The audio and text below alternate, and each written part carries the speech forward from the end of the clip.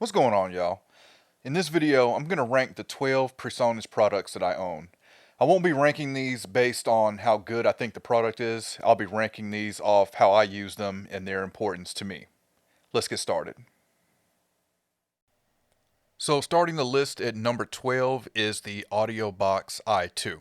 So the reason this is coming in at number 12 is because I don't use it and I never have used it.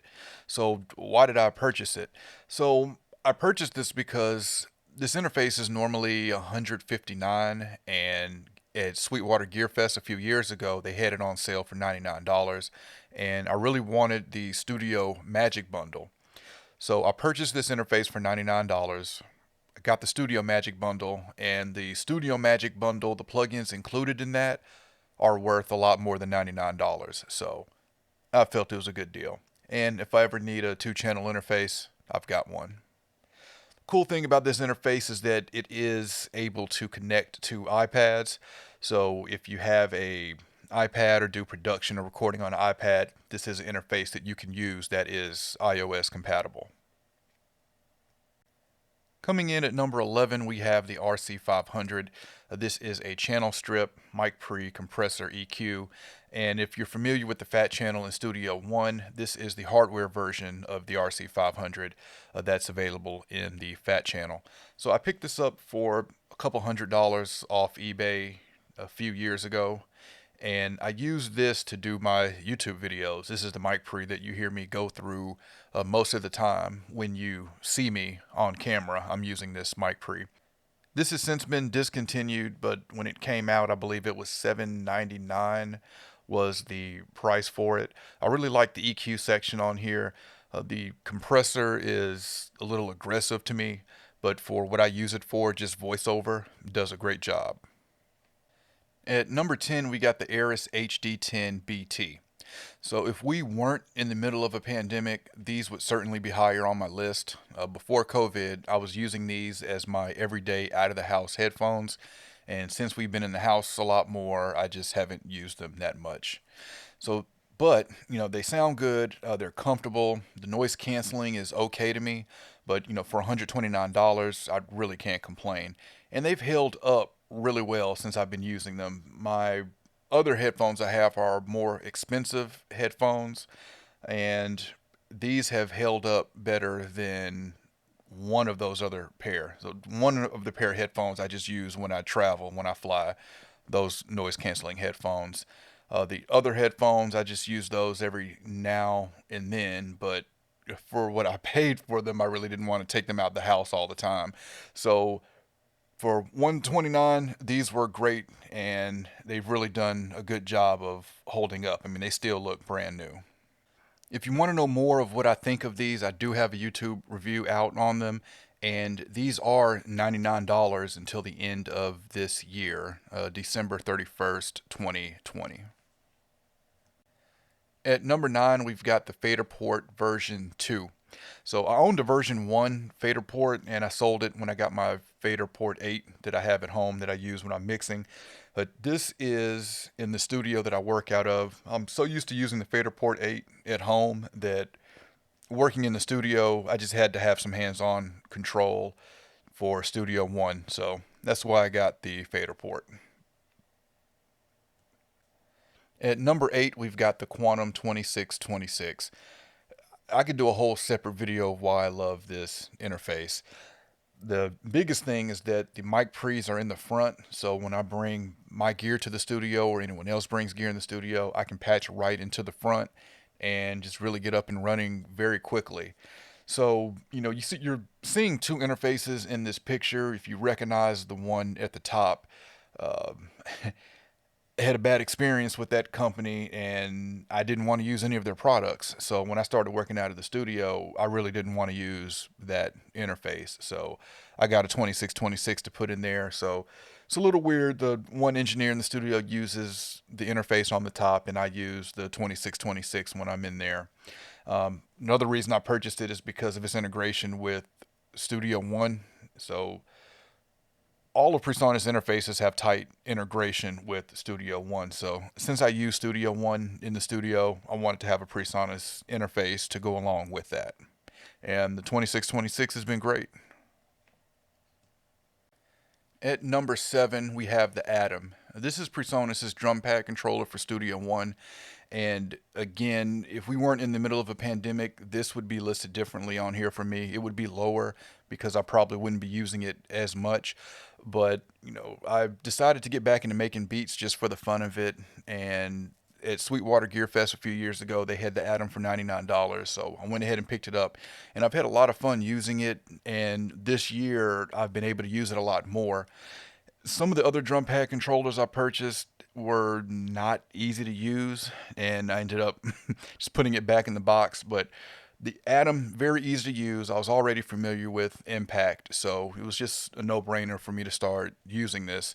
And it's also great for controlling Studio One as well, especially if I want to change something like the tempo. I can easily do that from the Atom that's sits in front of me when I'm mixing.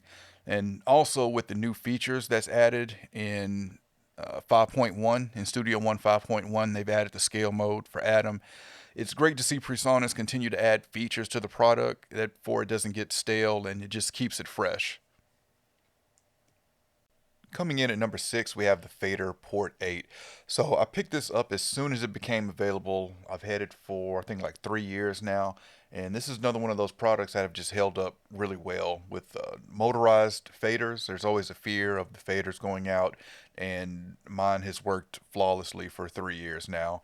Another studio that I work out of has a lot more expensive control surface for another DAW, and they've already had some faders go out on there. So really impressed with how this has held up, and it's really great to get hands on with Studio One using the fader port.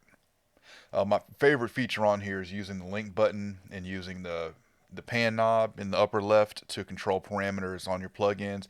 Really gives you a hands-on feel for controlling plugins. Okay, here we go with the top 5. This is the Monitor Station version 2. This is another one of those products that I picked up as soon as it became available.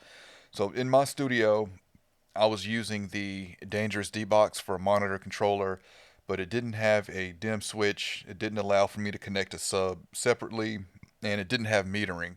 And that's 3 things that I wanted. Other monitor controllers for those features was just more than what I wanted to spend. So I was really happy when I saw the Monitor Station version 2 come out. And I have 2 of these. So this one here is the one that's in my studio. And then if you remember the picture of the Faderport version 2, there's a monitor station next to it.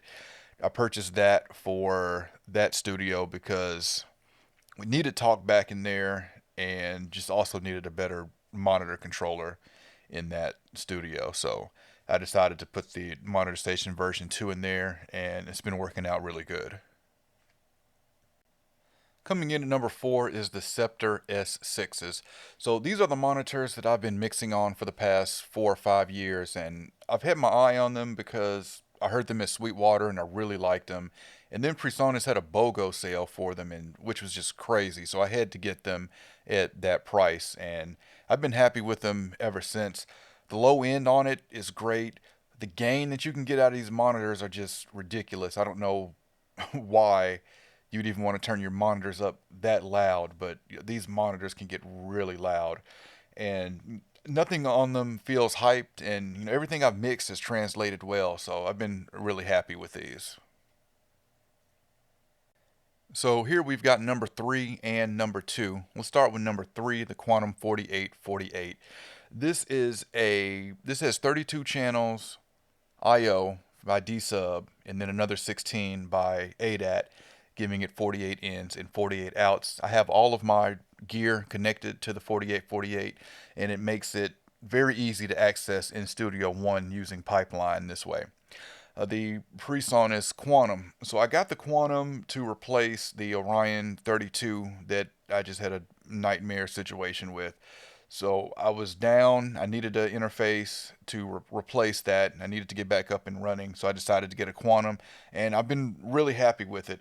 The Because it's Thunderbolt, I can connect this to the 4848 by Thunderbolt, and I'm able to extend the I/O from the Quantum without using any of the I/O on the Quantum. So what I mean by that, When you connect these two by Thunderbolt, I have the 4848, that's 48 ins and outs, and then I have the 26 and 32 ins and outs from the Quantum. Together, that's 74 inputs and 80 outputs.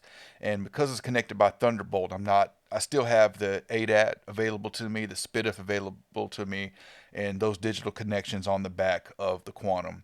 So the Quantum 4848 is 1500, the Quantum is 1000. That's 2500 together. You're getting, with these two together, 74 in and 80 outs for 2500. It's pretty ridiculous when you think of it. But this has been my interface setup for the past few years, and it's been working really well for me. And at number one, really no surprise here, it's Studio One.